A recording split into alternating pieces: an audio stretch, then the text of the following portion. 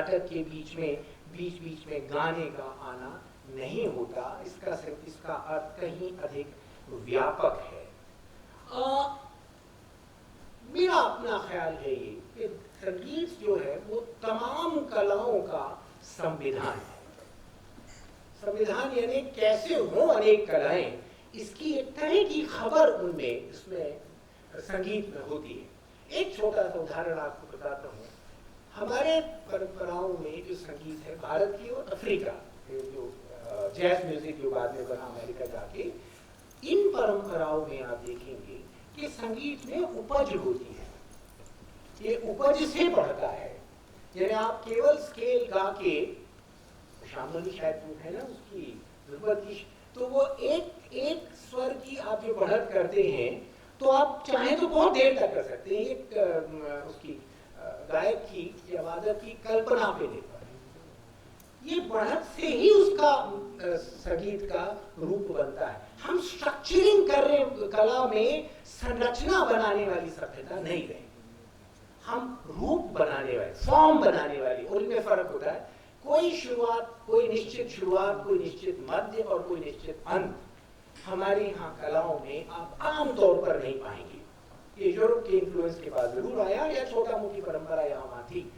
कई जगह तो यूं ऐसे थी, मैं जानता हूँ अभी तनवीर के दो जो आदिवासी कलाकार थे, वो एक लाइन आप उनको दे दीजिए, उस पर वो दो तीन घंटे उपज करते रह सकते थे। बिल्कुल वैसे ही जैसे संगीत में यमन ले लीजिए तो वो संपूर्ण राग है, तो कितने से स्वर है उसमें, और एक अगर अच्छा गवैया है तो 5, 7, 8 घंटे उस पर बढ़त कर सकता है।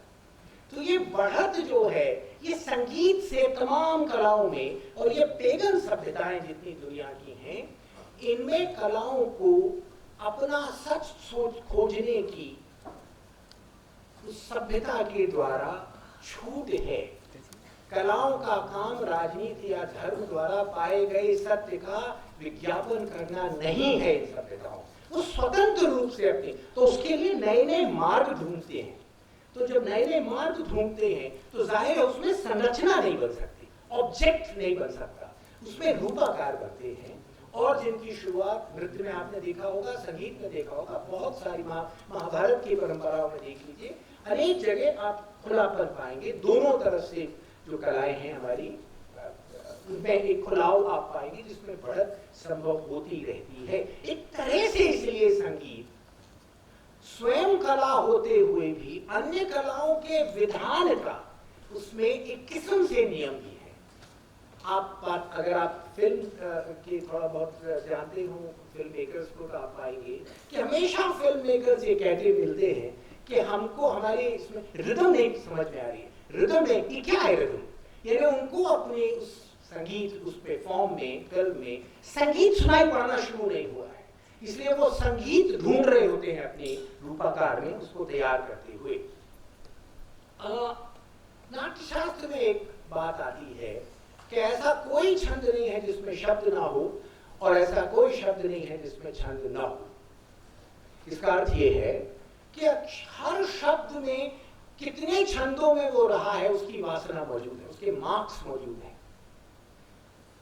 नाटककार जब इस्तेमाल करता है उसको वाचिक में, तो संगीत तब बनता है जब वो शब्द में उपस्थित इन वासनाओं, उसकी स्मृति के ट्रेसेस, जो स्मृति के जो शेष उसमें बचे हैं, उनको ध्यान में रख के वो वाक्य अभिनेता से बोले, या अभिनेता अपने आप वो संघर्ष करके वहां पहुंचने की कोशिश करता है। वरना वो वाक्य सूचना बन के रह जाता है, वो रस में तब्दील होने की सामर्थ्य खो देता है। ये बात कोई अकेली नाट्यशास्त्र में नहीं है कि हर शब्द में छंद की उपस्थिति है। ये बोर्खेस जैसे अत्याधुनिक लेखक, अर्जेंटीना के बहुत बड़े लेखक थे, जॉर्ज लुई बोर्खेस, उन्होंने भी कहा था कि every word is born in a verse. हर शब्द का जन्म संगीत में होता है। हर शब्द संगीत से लिथड़ा हुआ होता है। शब्द के पहले की अवस्था है टोन, स्वर होते, और स्वर के पहले की जो अवस्था है जिससे स्वर पैदा होता है, शब्द जाके उसको छूना चाहिए, तब रस की निष्पत्ति होती है। तो हर शब्द जिसको हेडेगर कहते थे ऑलवेज ऑलरेडी, पहले हमेशा ही पहले से संगीत है। इस संगीत की खोज, इस संगीत को का प्रकटन नाटक में अगर हो पाता है तब वो नाटक को संगीतमय कहा जाएगा। मैं लंबा हो रहा हूं तो आप हाथ उठा दीजिए, मैं बंद कर दूंगा। वाचिक का जो मैंने कहा आपको जो स्केल, उसका हर मुकाम जो है, चाहे वो साधारण बातचीत हो या थोड़ी सी गायकी से मिली हुई बातचीत हो या थोड़ा और ज्यादा गाने से हो, अगर गाना उसमें, गीत उसमें हो, आप चलते चले जाइए, हर मुकाम पे संगीत है। क्यों है? क्योंकि शब्द मात्र संगीत से लिखा हुआ है। शब्द मात्र ऐसा नहीं, साधारण बातचीत भी जब आप करते हैं तो उसमें हमेशा ही पहले से संगीत है, आप उसके विषय में सचेत हो ना हो। एक मैंने पणिक्कर, काबलम नारायण पणिक्कर के साथ कुछ काम किया था, उसके एक दो आपको प्रसंग और दो तीन अलग डायरेक्टर्स के प्रसंग सुना खत्म करता हूँ। पणिक्कर जी उत्तर रामचरितम कर रहे थे, मैंने उनसे कहा कि आपको हिंदी में करना चाहिए, इसलिए नहीं कि मुझे हिंदी पर अन्य भाषाओं की तुलना पर मैं अधिक गर्व है, नहीं है। संगीत में, हिंदी में संगीत लाना बहुत मुश्किल होता है, उसके लिए जो बने बनाए मीटर्स का उपयोग होता है उससे और सत्यानाश हो जाती है। संगीत गद्य की भाषा, बुनियादी रूप से आपको गद्य में ही वो संगीत उद्घाटित करना है हिंदी में। बहरहाल वो मांग गए, उन्होंने मुझे कहा कि अगर तुम लिखोगे तो मैं नाटक करने तैयार। अब ये नाटक की शुरुआत हुई तो शुरुआत उत्तर रामचरितम की आपको अंदाज है, रामायण की शुरुआत जो है वो क्रौंच वध से होती है। अब इस क्रौंच वध को उनको करना था, वो संगीत बनाते, नाटक में संगीत को लाते किस तरह थे, ये समूचा नाटक कैसे संगीत में होता था, उसकी बात मैं कर रहा हूं। और ये मैं म्यूजिकल्स की बात नहीं कर रहा हूं जो यूरोप हॉलीवुड की फिल्म्स में होता था कि म्यूजिकल्स हैं तो हर चीज वो गागा की नहीं, वो संगीत छोटे से छोटे स्तर पर होके बिल्कुल एब्स्ट्रैक्ट संगीत तक इस स्केल की बात कर रहा हूं जो अनेक स्तर पर नाटकों में होता है।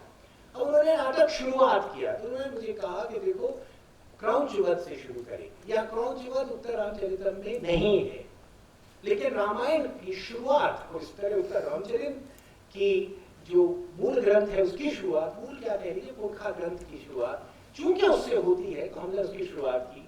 तो उन्होंने क्या किया, उन्होंने उसमें जो रायगढ़ घराना नृत्य का है, मेरी पत्नी उनसे उनके साथ ट्रेनिंग के लिए गई थी, उनसे एक पक्षी परन ले ली, उनके रायगढ़ घराने में एक पक्षी परन होती, तो पक्षी परन पहले बजती है, वो उन्होंने रिकॉर्ड कर ली, अपने अभिनेताओं ने उनकी सीख ली।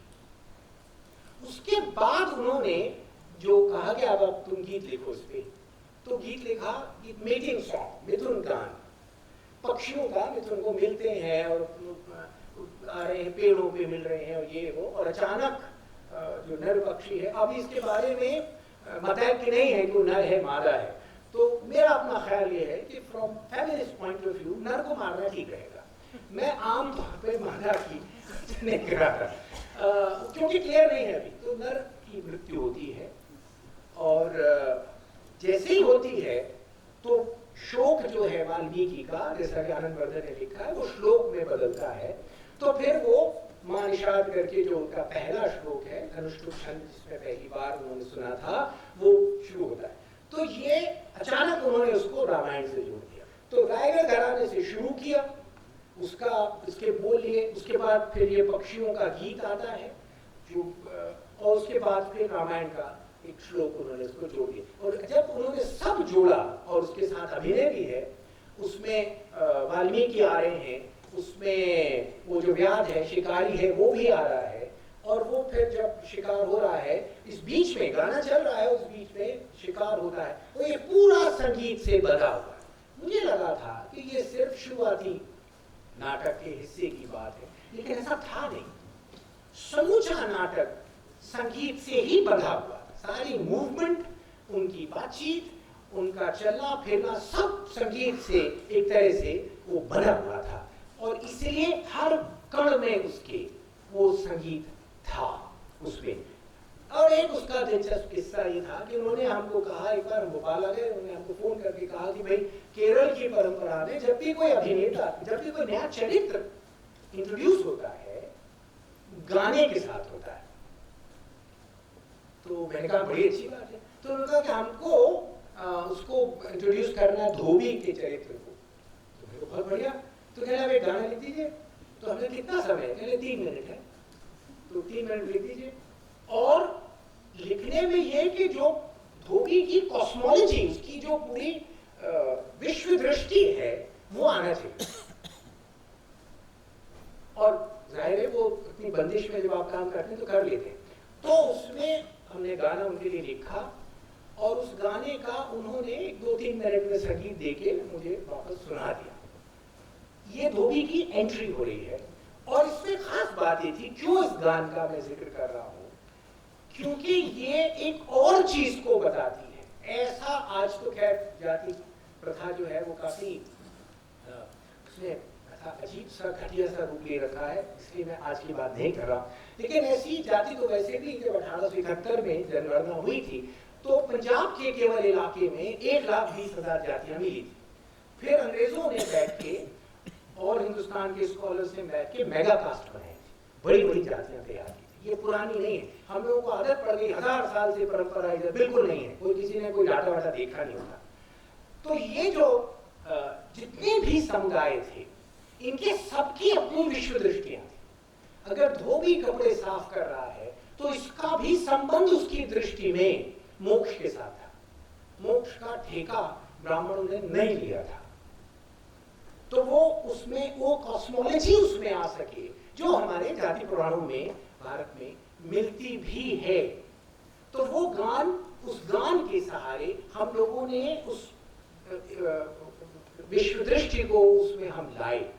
उनकी धोबी की भी, इसका मतलब है हर एक की एक कॉस्मोलॉजी उसके साथ वो जीता है। एक अगड़िया करके एक संप्रदाय है, आदिवासी संप्रदाय है, वो ये मानते हैं कि पृथ्वी जब हिल रही थी तो अगड़िया लोहा बनाते, तो हमने एक बड़ी लंबी कील बना के उसको पृथ्वी के उत्तरी ध्रुव से दक्षिणी ध्रुव पर गाड़ा, तब जाके पृथ्वी स्थिर हुई।